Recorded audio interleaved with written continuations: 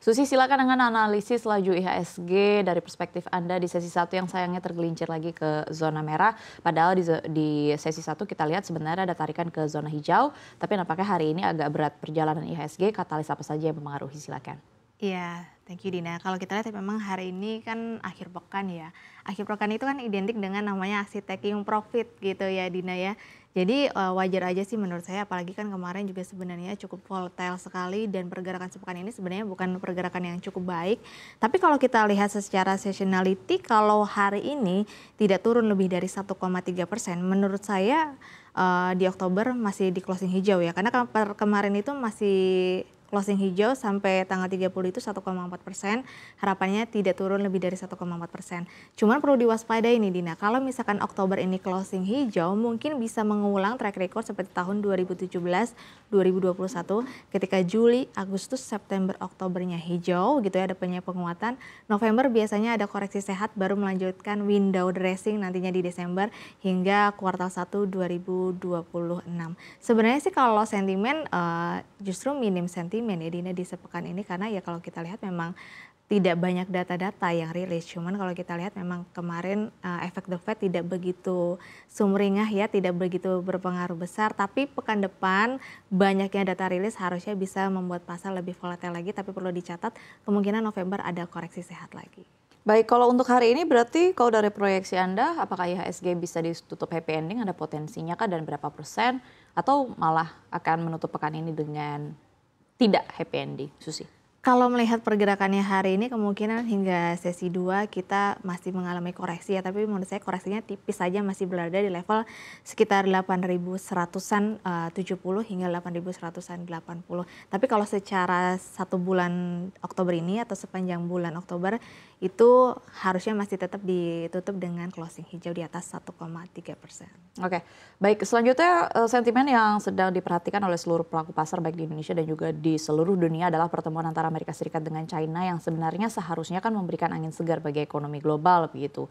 Nampaknya dua pemimpin negara dengan ekonomi terbesar ini sudah bertemu dan seharusnya sudah mulai nampak kejelasan-kejelasan berkaitan dengan perang dagang. Kira-kira dengan sentimen utama ini yang terjadi di Korea Selatan atau di APEC 2025, apakah akan ada efek ya terhadap baik bursa global dan juga Asia dan termasuk salah satunya IHSG mungkin di pekan depan, di pekan pertama bulan Desember. Dengan analisis Anda silakan Susi. Ya, kalau teman-teman perhatikan ketika usai pertemuan Trump dan juga Xi Jinping ya, Dina di kemarin waktu di Korsel, perhatikan deh justru Wall Street itu merah semalam ya, ini hari ini closing merah, kemudian hari ini bursa Asia juga justru beragam. Ini kan efeknya sebenarnya belum kelihatan di hasil data ekonomi gitu ya. Ini masih deal-dealan di awal, jadi menurut saya memang pasar saat ini masih cenderung wait and see, sehingga memang belum mengambil keputusan, karena kan siapa tahu nanti biasanya Trump ini suka berpindah-pindah gitu ya, yang tadinya ngomong A bisa ngomong ke B. Jadi menurut saya sih karena negosiasinya memang sudah ada rinciannya gitu ya, turun dari tarif 57% ke 47%, kemudian permasalahan kemarin tanah jarang juga ekspornya sudah boleh dilanjutkan lagi. Cuman menurut saya pasar sekarang justru cenderung wait and see karena menunggu kebijakan yang sudah pasti, yang sudah taken gitu ya, karena kan ini baru saja dinegosiasi aja. Baik, tadi Anda menyinggung sebenarnya Wall Street justru pasca pertemuan antara Presiden Donald Trump dan juga Presiden Xi Jinping justru memerah, tapi kan sebenarnya kalau kita perhatikan secara teknikal ini juga pergerakan yang wajar karena mengingat Wall Street sendiri sudah menyentuh level all time high beberapa kali di beberapa hari sebelumnya. Dan mungkin yang perlu dipertimbangkan adalah berkaitan dengan arah kebijakan suku bunga The Fed. Kalau dari redaksi CNBC Indonesia sendiri sampai saat ini melihatnya seperti apa?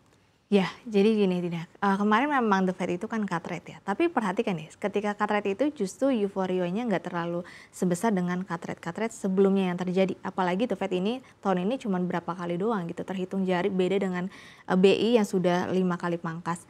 Nah, masalahnya sekarang adalah ketika cut rate kemarin cuma 0,25 BPS, di mana kemarin Jeremy Powell mengatakan bahwa kemungkinan di Desember nanti masih 50-50 gitu akan memangkas atau justru akan menahan. Karena kan melihat dari satu sisi, kalau teman-teman kemarin perhatikan beberapa data ekonomi yang harusnya rilis di pekan ini, salah satunya kemarin itu ada PCE, itu nggak jadi rilis karena kan masih shutdown. Jadi nggak ada acuan gitu. Jadi kita sebenarnya masih menunggu shutdownnya ini beresnya kapan, barulah kalau udah ada data-data ekonomi yang rilis gitu ya dari lembaga pemerintahan, baru The Fed bisa memberikan kepastian. Jadi menurut saya pasar itu sekarang sekarang justru cenderung wait and see karena nggak bisa melihat data-data karena pemerintahnya masih tutup hingga saat ini.